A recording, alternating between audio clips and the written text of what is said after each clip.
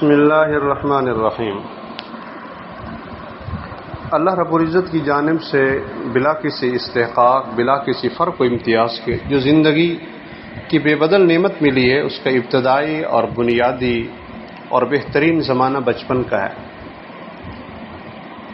انسانی سیرت و اخلاق کی تعمیر و ترقی میں بچپن کا دور نہایت اہم سمجھا جاتا ہے۔ اگر اخروی زندگی کا بننا اور بگڑنا دنیاوی زندگی کے بننے اور بگڑنے پر موقوف ہے، تو دنیاوی زندگی کا بننا اور بگڑنا، سنورنا، اجڑنا بڑی حد تک بچپن کے دور پہ موقوف ہے۔ عموماً بچپن کا اچھا برا اثر 55 آخری عمر تک رہتا ہے۔ جس کا بچپنا سنور گیا، اس کی عموماً جوانی، نورانی اور پوری زندگی بھلائی و کامیابی کے ساتھ گزرتی ہے۔ اس لیے بچوں کی تعلیم و تربیت کی فکر بچپن ہی سے ضروری ہے۔ اس میں غفلت ہلاکت کا ذریعہ ہے۔ ایک ماہر اطفال بزرگ سے کسی نے اپنے بچے کے متعلق یہ سوال کیا کہ بچہ کی تربیت کس عمر میں کرنی چاہیے؟ انہوں نے پوچھا، یہ بتلاؤ کہ تمہارے بچے کی پیدائش میں ابھی کتنا وقت باقی ہے؟ اس نے کہا وہ تو 6 سال کا ہو چکا ہے۔ تو انہوں نے فرمایا، انا للہ و انا الیہ راجعون، افسوس ہے کہ تم نے اپنے بچے کی تربیت کے لیے 6 سال ضائع کر دے۔ جاؤ اور فوراً تربیت شروع کر دو، کیونکہ بچہ نرم و نازک اور نوخیز پودے کی مانند ہے۔ اس کو جس طرح چاہے موڑا جا سکتا ہے۔ ایک پودا جب تک پودا ہوتا ہے تب تک اس کی ڈالیوں کو موڑنا آسان ہے، مگر جب وہ درخت بن جاتا ہے پھر اسے موڑنا دشوار ہوتا ہے۔ یہی حال بچپن کا ہے۔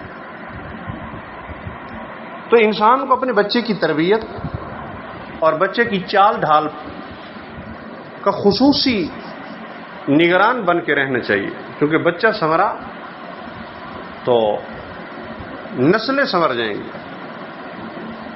یہ حقیقت ہے کہ خشت اول چون نہد معمار کج تا سریا میں روت دیوار کج۔ جن بچوں کی خشت اول پہلے ہی ٹیڑھی ہو گئی تو ان کی زندگی کی ساری عمارت ٹیڑھی ہو گئی۔ جناب رسول اللہ صلی اللہ علیہ وسلم نے یہ فرمایا تھا، کل مولود یولد علی الفطرۃ الاسلام فابواہ یہودانہ او ینصرانہ او یمجسانہ، کہ ہر پیدا ہونے والا بچہ فطرت اسلام پہ پیدا ہوتا ہے، پھر اس کے والدین چاہے اسے یہودی بنا دیں یا نصرانی بنا دیں یا مجوسی بنا دیں۔ یہ بچہ چونکہ آئندہ چل کر اپنے گھر والوں کے لیے بلکہ پورے خاندان اور معاشرے کے لیے مفید ہے ہونے کے بجائے مضر بن جاتے ہیں۔ اور بسا اوقات تو والدین کی نگرانی، نگہبانی اور اچھی تربیت نہ کرنے کی وجہ سے سماج کا ایک طبقہ نقصان اٹھاتا ہے۔ مفکر ملت مولانا علی میاں ندوی رحمہ اللہ علیہ نے دینی تعلیم کونسل کے ایک اجلاس میں بڑی اہمیت سے یہ بات ارشاد فرمائی کہ بچوں کا چھوٹی عمر میں مر جانا اس سے بہتر ہے کہ بچے صحیح تعلیم تربیت سے محروم رہ کر بڑے ہوں اور خود بھی دوزخ کا ایندھن بنے اور والدین کے لیے بھی دوزخ کا ذریعہ بن جائیں۔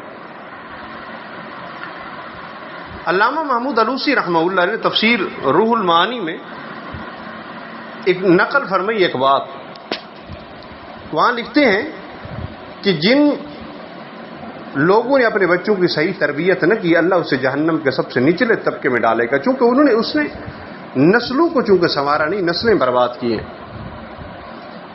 عمدہ تربیت کے اعلیٰ نمونہ حضرت سہل بن عبداللہ تستری رحمہ اللہ علیہ، جن کا مقام صوفیہ کرام میں بہت بلند ہے، بلکہ آپ کو مقتدائے صوفیہ کہا جائے تو مبالغہ نہیں ہوگا۔ کہتے ہیں بچپن ہی میں آپ کے حصے میں صحیح ماحول اور تعلیم و تربیت کے نتیجہ میں بہت کثرت سے سعادت ہے، حتیٰ کہ آپ کا یہ قول ہے، جس وقت اللہ کریم نے عالم ارواح میں فرمایا تھا نا، الستو بربکم، تو مجھے اپنا بلا کہنا برابر یاد ہے۔ بیان کرتے ہیں میری عمر جس وقت 3 برس کی تھی، ایک دن میں نے اپنے ماموں اور مربی حضرت محمد بن سوار رحمہ اللہ علیہ کی رات والی عبادت دیکھی۔ ان کی نظر جب مجھ پہ پڑی تو پوچھا، بیٹے تم اپنی خالد کی عبادت نہیں کرتے؟ میں نے کہا کس طرح کروں؟